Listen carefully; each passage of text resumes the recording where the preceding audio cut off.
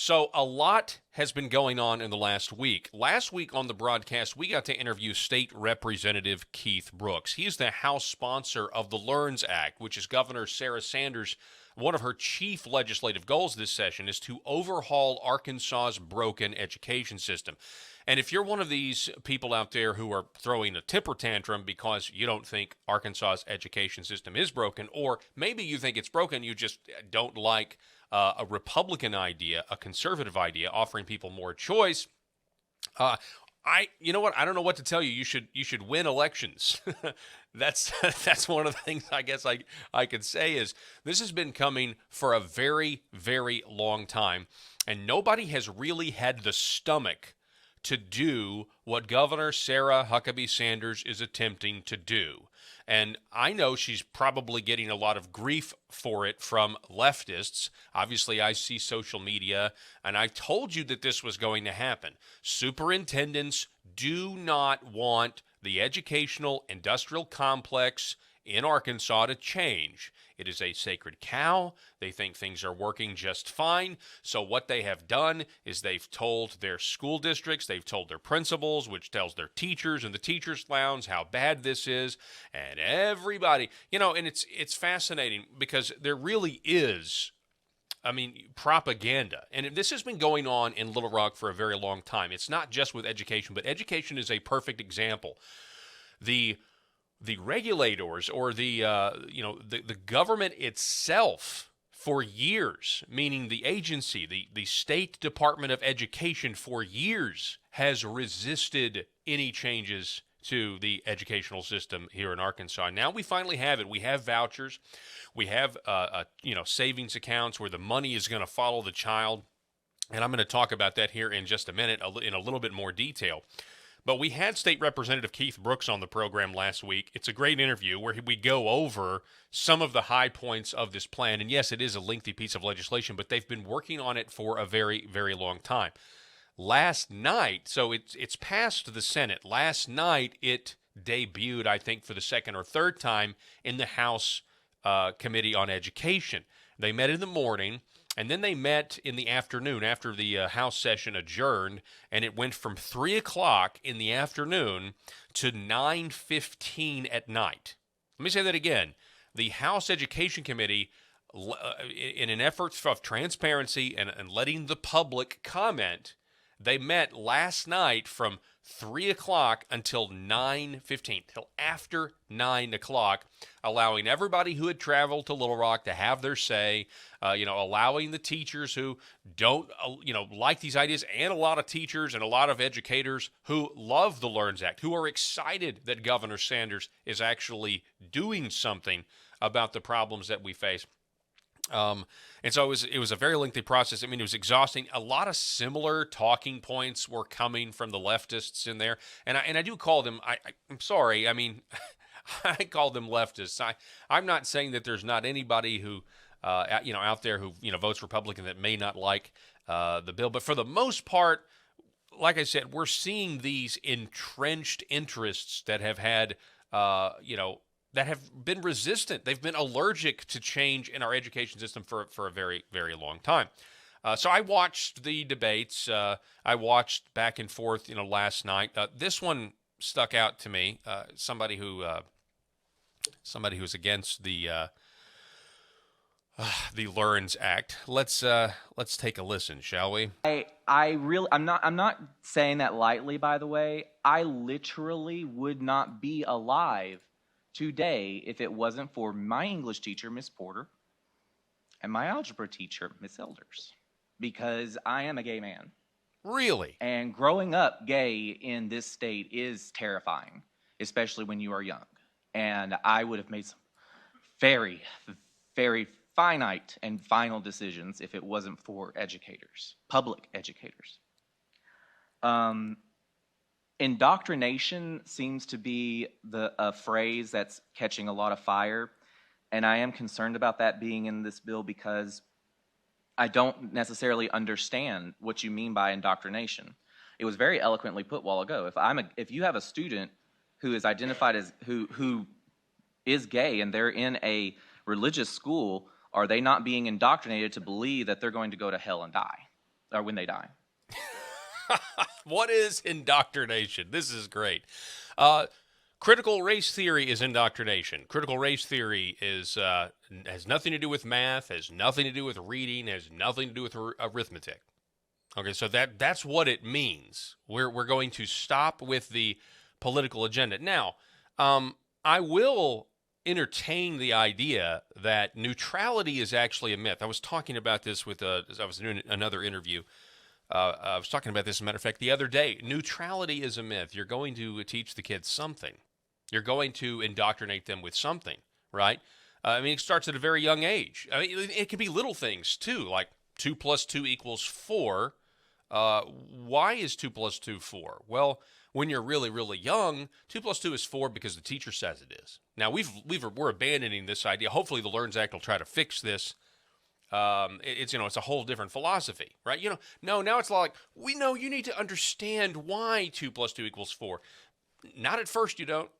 Not at first, you don't. Anyway, there's all kinds of different ways to indoctrinate kids.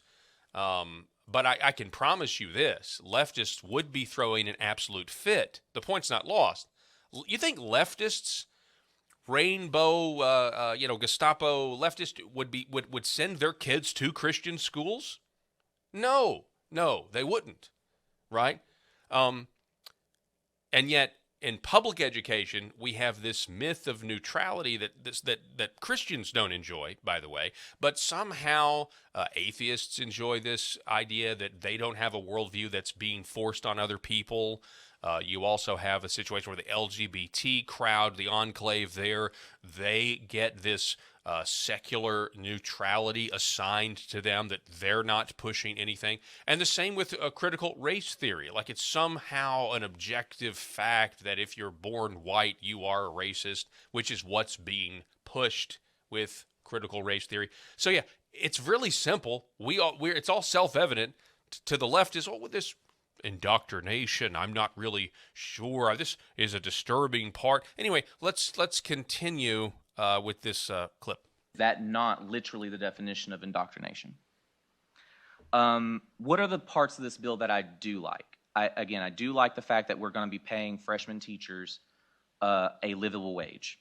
However, if you look, you've squished the school district up for those employees that are entering, and you've cut off the top. I know that there's language within this legislation. I'm going to address that here in just a minute, but it's not. I want to just real quick. I want to address indoctrination, and if you look at what's been going on in Florida, if we see the bills that have been passed in Florida, it's signed by Governor DeSantis down there. One of them specifically was, we're not going to talk about sex with kids in school.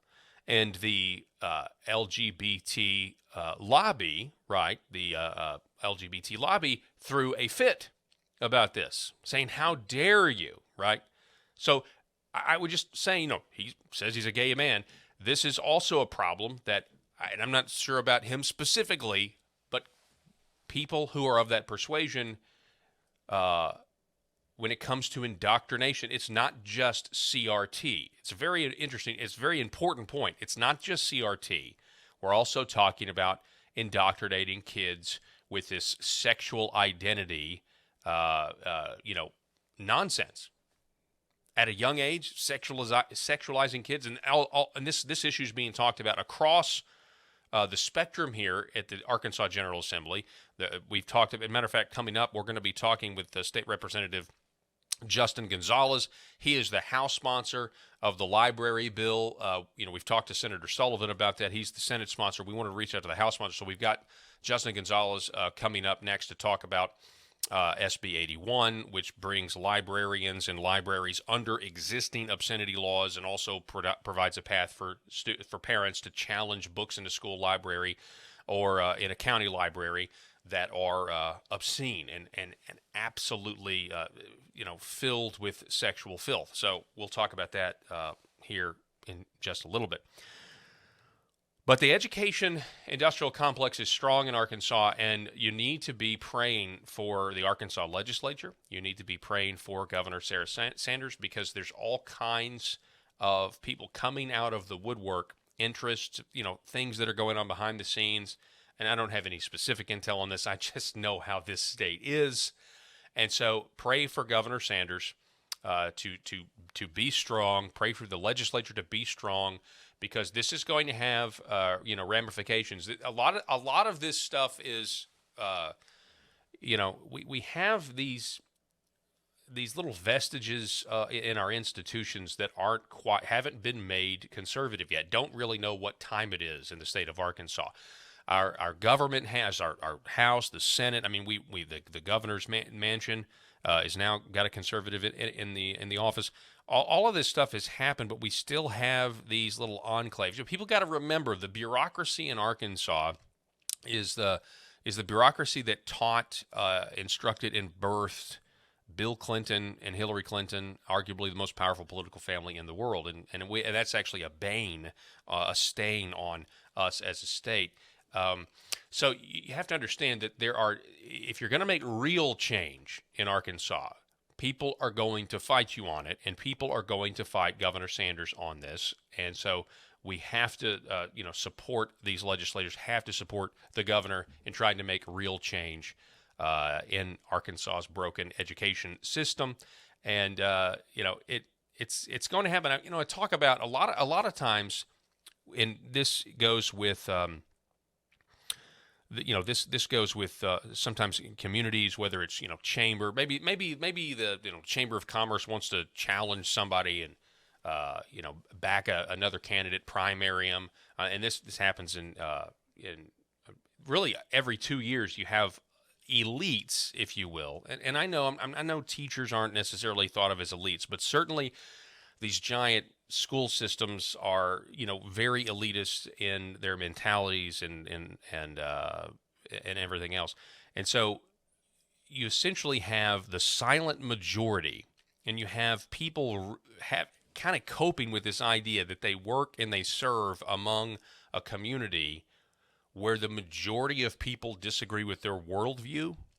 And I think that's kind of what's happening here when it comes to this big uproar over actual good conservative reforms in education. People are running around claiming that the sky is falling, and it's a little bit silly, if you want my honest opinion about it.